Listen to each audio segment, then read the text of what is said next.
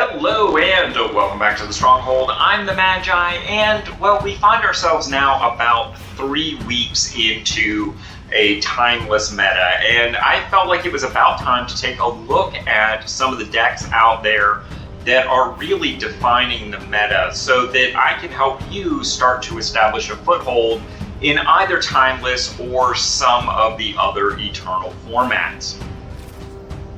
But before we get into all that, take just a moment to like, comment, and subscribe, because that kind of thing really keeps this boat moving. Now, what were we talking about? Oh yeah, right. Alright, so back when Timeless was first launching and I did my first budget perspective on the new format, I predicted that these 3 cards were by and large going to define the format in the opening weeks.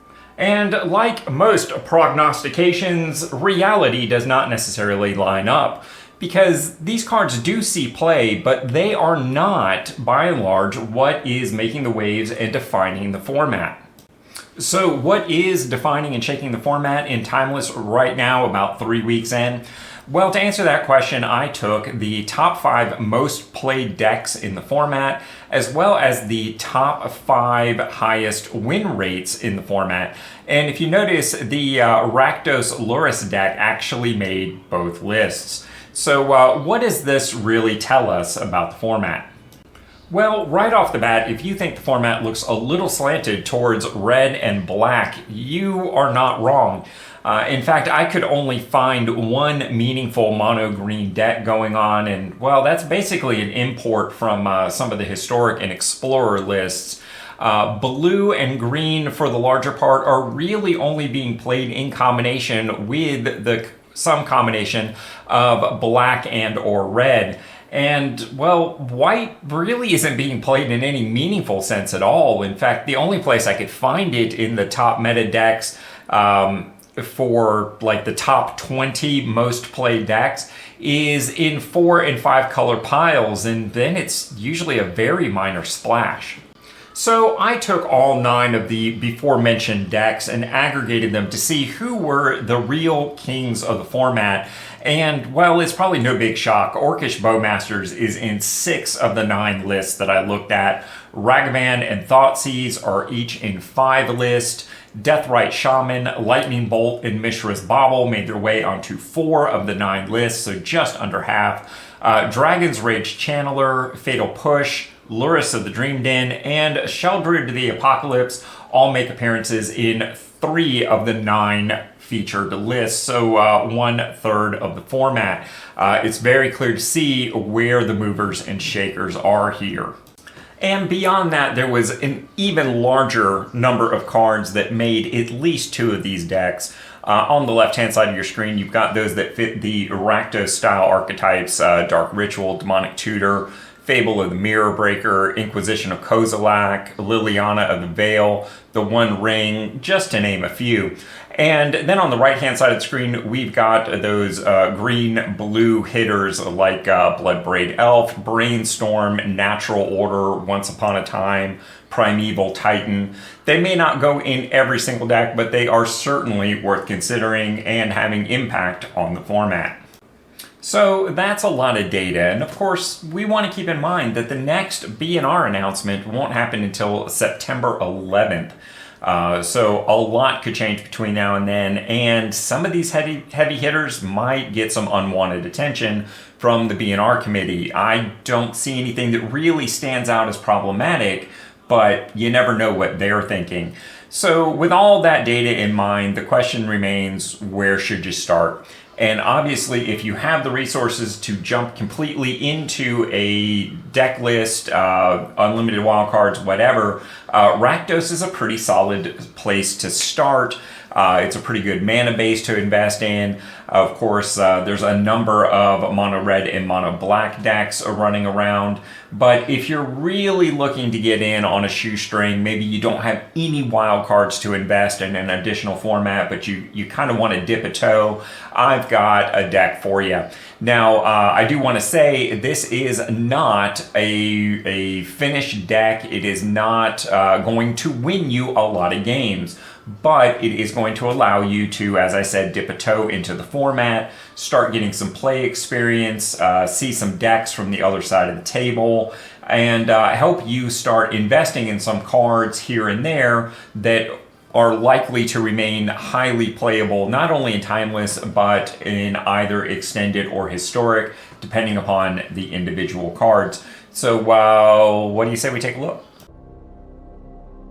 Alright, so let's take a few minutes and talk about this deck. Of course, I wanted to build around Lurrus. For those that maybe aren't familiar, they are a 3-mana, 3/2 Cat Nightmare, and it's 1 colorless and a pair of Orzhov hybrids.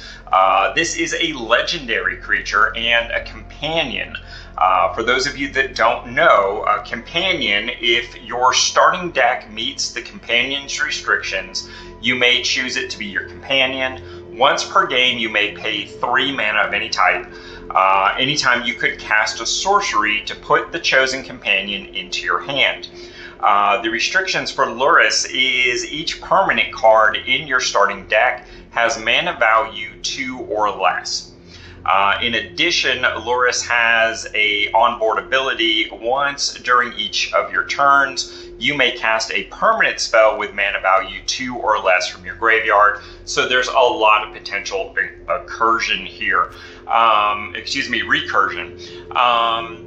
Also, by going with Lurrus and some of the other deck choices that I made, we can go monocolor, in this case, of course, black. So we don't have to worry about any of those dual lands, any of those fetch lands. We're just keeping it really basic.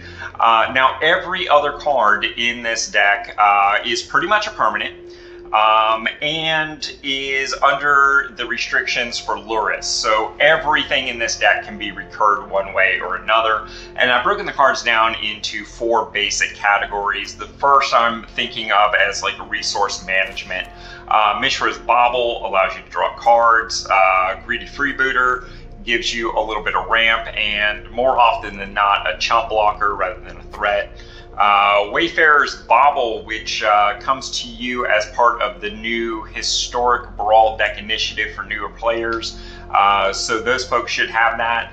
If you don't, it's certainly worth considering if you're any sort of Brawl player to craft that for, I think it's a common, maybe an uncommon. Then we've got Nezumi Informant, one of our favorite rat creatures. So you should have this in your collection if you were around during Wildspell Drain and building the Rats deck. For 2 mana, a 1/1, and it forces your opponent to discard a card when it ETBs. Of course, one of the premier cards of the format is Orcish Bowmaster. 2 mana, 1/1 with Flash. When it ETBs, or whenever an opponent draws a card, except for the first one they draw each turn, Orcish Bowmaster deals 1 damage to any target, then amass 1 orcs. Absolute powerhouse here in all its original glory. I'm just starting with 1 copy, see if this is a card you like, if it's the type of deck you want, but certainly 4 is going to be the right number for almost any deck in the Timeless format. Next up, we've got Ichor Wellspring, 2 mana artifact. When it ETBs or is put to a graveyard from the battlefield, draw a card. I'm running 3 of those. Honestly, I think this is a little bit high, and this is probably one of the ideal cards to cut for additional Bowmasters. After that, we've got Mazemind Tome, very simple card draw engine for you. When you have used it all up, it's page counter resources, it exiles, you gain life. So this is one of the few cards, if it goes all the way, you can't recur it because it does exile. Mind Stone, on the other hand, is a 2 mana rock. Adds a colorless mana for you to accelerate you. And for 1 mana and a tap, sacrifice the Mind Stone, draw a card. And of course, if you have Lurrus in play, you can just do that again the next turn. Reckoner Bankbuster is kind of a card draw, also a potential threat. 2 mana, 4/4 artifact vehicle. It enters with 3 counters on it. Pay 2 and tap. Remove a counter. from the Bank Buster and draw a card. If there are no charge counters on Reckoner Bank Buster, create a treasure token and a 1/1 colorless pilot creature token with this creature cruise vehicles as though it were have a power of 2 greater, which means your 1/1 pilot can actually crew for 3 on your Bank Buster, giving you a 4/4 potential threat. The next category here is recursive removal. We've got dead weights in here, a 1 mana enchantment to give a creature -2/-2, and of course with Lurrus, just keeps coming back. Witch's Vanity is kind of your Swiss Army knife. As a saga, Chapter 1, destroy target creature or opponent. Destroy target creature and opponent controls with mana value 2 or less. You don't get to just destroy your opponent. On Chapter 2, create a food token. And on Chapter 3, create a Wicked Roll token attached to target creature you control. And sometimes that Chapter 3 can do some things like make Informant or Freebooter a little more relevant on the board. And the last card for this removal suite, I'm running 2 copies of Tithing Blade, 2 mana artifact. When it ETBs, each opponent sacrifices a creature. Pretty nice stuff. Our third category of cards is what I'm calling the threat package for this deck. Archfiend's Vessel is a 1 mana 1/1, and this is one of the few cards in the deck that you might not be in your collection because it is not currently available in rotation. It is a 1/1 lifelink human cleric. When it enters the battlefield, if it entered from your graveyard or you cast it from your graveyard, exile it. If you do, create a 5/5 flying black demon creature token. Pretty nice stuff here. And honestly, I think this is one of those cards that we're going to end up wanting more than 1 copy of. But I've got it in here just to give you a place to start. Again, not a finished version of the deck, just a good place to start off with. Next up, we've got the Reckoner Raider. Each opponent loses 1 life, gain 1 life is the first 2 chapters of the saga. Then on the 3rd chapter, it removes itself and comes back transformed as a 2/2 with Menace, and also grants vehicles you control Menace, i.e. for this deck, your Reckoner Bankbuster. Gixian Recycler is one of those cards from the New Player Experience starter decks. 2 mana, 3/1. It's a Phyrexian horror artifact creature. When it dies or is put into a graveyard from your hand or library, conjure a card named Gixian Recycler into the graveyard. So every time it goes to your graveyard, it creates a second copy of itself there in your graveyard. And of course it has Unearth for 2 mana, or you can just play it with Lurrus and continue to get more and more copies of these in your graveyard. Another great card is your Dreg Recycler. Sacrifice an artifact or creature. Each opponent loses 1 life, you gain 1 life. This is basically in here to give your Ichor Wellsprings a way off the battlefield to get that second trigger. So if you end up cutting the Wellsprings as the deck evolves, this is another card that will be very quickly on the short list. Infiltrator, on the other hand, whenever you sacrifice another permanent, put a +1/+1 counter on Gixian Infiltrator, and this becomes quite a threat very quickly, especially when you're doing things like Mishra's Bauble every single turn. It gets pretty broken. And lastly, another rare from the starter decks, Executioner Thane. Whenever 1 or more other creatures you control die, each opponent loses 2 life. You gain 2 life. This ability triggers only once each turn. So you see there's a lot of these life draining type of triggers going on in here. A lot of non-traditional threats going on here, which is kind of nice because it flies a little bit under your opponent's radar, and they don't always know what they should do against certain cards. And the last package here is basically a recursion suite for Lurrus, because we are only running 1 copy of Lurrus. If it goes to the yard, it can be a problem. So we are running Omen of the Dead, Bonecaller Cleric, and Undead Butler in order to get Lurrus back from the graveyard. One of the weaknesses of this deck, of course, is that if Lurrus gets exiled, you're kind of done. You might accidentally win, but in a format as powerful as Timeless, probably not.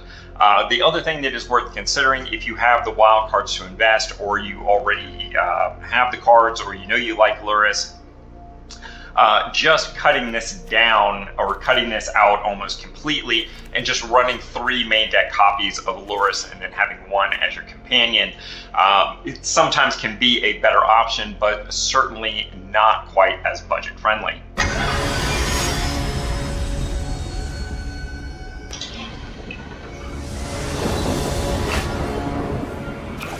And this is going to be just a quick match, making some of the modifications that I talked about, putting it up against Sparky so you can kind of see what the deck is intended to do. One quick note, I talked about main decking 3 copies of Lurrus in addition to having his companion, but Lurrus breaks his own deck construction rules, so you either need to run 4 main deck, or 1 as the companion. So obviously the companion version is much more budget friendly. But with that having been said, here we go.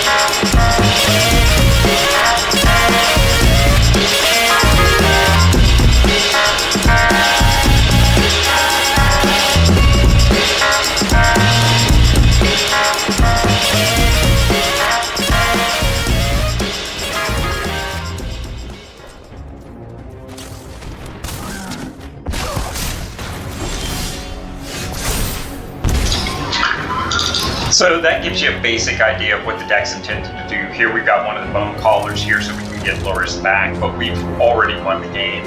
And obviously this is just Sparky, so this went much cleaner than really anything else we could be doing. But it kind of shows the synergies and the effects and things like that fairly decently.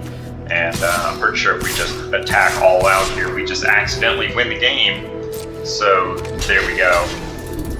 They are going to do some blocking. Oh, look at there.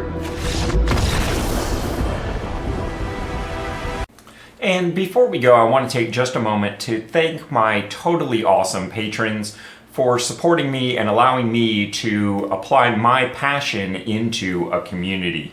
And of course, before we go, I've got some suggestions for your next step.